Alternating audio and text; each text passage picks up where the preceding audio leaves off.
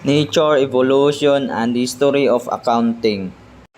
Nature of accounting. What is accounting?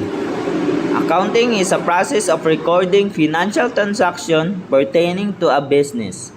The nature of accounting can be described as a process, an art, a means, and an information system.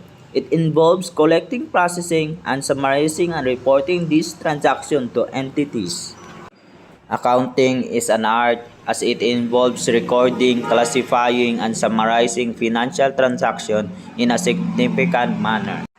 Accounting is a process that involves processing and communicating financial information. Evolution and history of accounting. So, the evolution of accounting can be tracked back to ancient civilization such as Mesopotamia, Egypt, and Indus Valley, where they using different types of symbol, image, cave engraving, or by making marks on wool and trees. And another is in the 14th century, trade and commerce and expanded rapidly. And this picture below, named Luca Pacioli, the father of accounting, discovered the basis of accounting. And in the 19th century, industrialization and growth of large corporations led to the development of cost accounting and managerial accounting.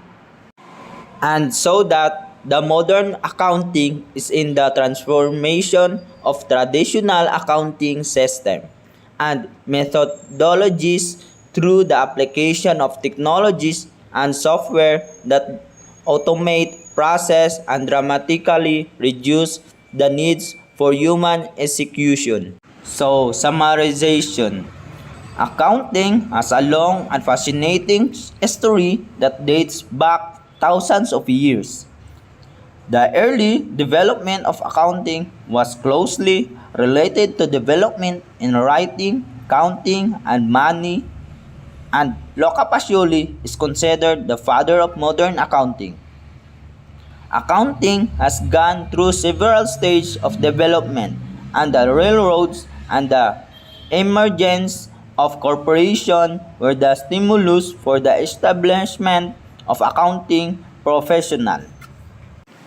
And for the last, and that's the end of my presentation in nature, evolution of history of accounting.